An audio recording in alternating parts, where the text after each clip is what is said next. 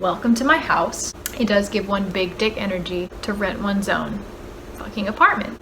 And to be dating the other person, renting the other half of the apartment, is even more big dick energy. Cheers. At the beginning of the year, I put out a video explaining all my goals for 2020. Had really good vibes about this year, and boy has it been good. I don't know about anybody else, but like, yes. I had a good job, just personal growth in a lot of ways. But with all of that personal growth came a lot of realizations. I had a person coming over to my house to read each other our writing and just sort of bounce off of each other. Her stuff was great. I read an excerpt from my novel, There's a Werewolf at My School, which to date had been the thing I was proudest of. When I read it out loud, it finally clicked and it finally struck me, and I finally let it strike me that I did not like that book. Don't get me wrong, I loved writing it with my brother. I loved that we created a world together. It was a fun time. But like, I was holding on to it because it was a thing I had put a lot of time into, you know? I just don't care about it anymore. And I'm over like spending so much hours of my life on something that I don't like anymore. This year was gonna be about writing the sequel and editing the sequel to that. Not super interested in that personally. But as you can see the smile on my face, I am so excited. I'm so relieved to just like let that go and actually allow myself now in my life to see what I like now. The beginning of my journey of exploring what I like now. A couple of years ago, compiling a book of poetry that I had written over the year since leaving religion. I put together that poetry book just as therapy for me and as a way to create some art that had more to do with me now. And I love that. I'm very proud of it. I mean, the past few years of my life have been like shedding expectations of me, and I don't want a career in writing more than I want to like what I'm writing. Now it's like the thing that I'm really the only thing that I've written that I'm proud of at all. I illustrated it myself. I'm probably going to put together another one.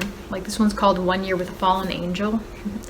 And I'm probably gonna put together another one like sometime in the next few years. This was very, I don't know, turbulent. The poems that I wrote after this year were just like a little bit more stable. And so I'm kind of excited to share those as well. I've been toying with how I wanted to sort of express not just my writing, but also my art, because I've written like comic books ever since I was probably 9. I'm probably dropping all the fantasy stories. I'm just not interested in that right now. But what I am interested in is a new comic. I am writing a comic book, more like comic strips, about a barista, a non-binary they-them barista on tea in Austin, trying to find themselves. The comic book is called Shots.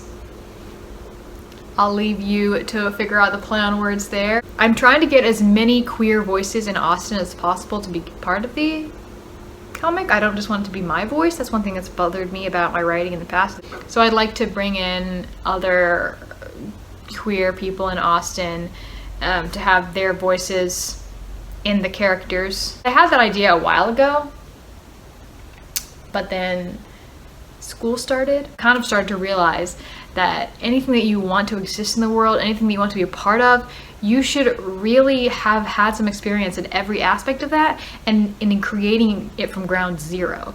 If there's something you want, like a social circle or a coffee shop job or publishing house job, like you should have some experience in what it takes to really be in every single role within that field, like some experience. You should be willing to do all of it before you ask anybody else to do it. Plus, I just really want this to exist, which I think is the greatest reason to start anything. Like, I love Steven Universe. That's my favorite show.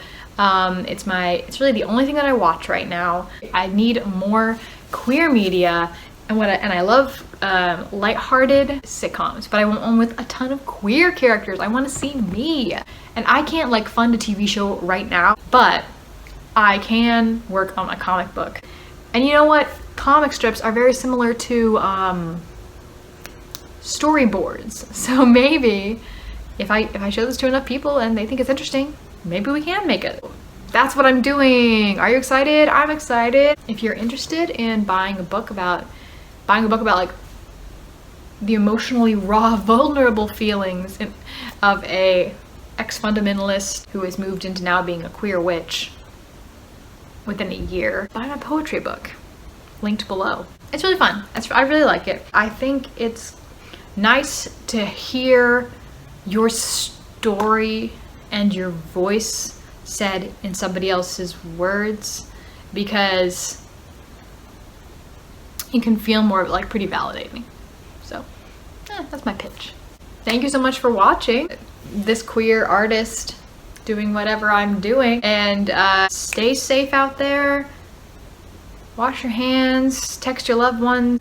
Always remember that we are epic heroes. I'm gonna have to change that. And I'm gonna see you in the next video.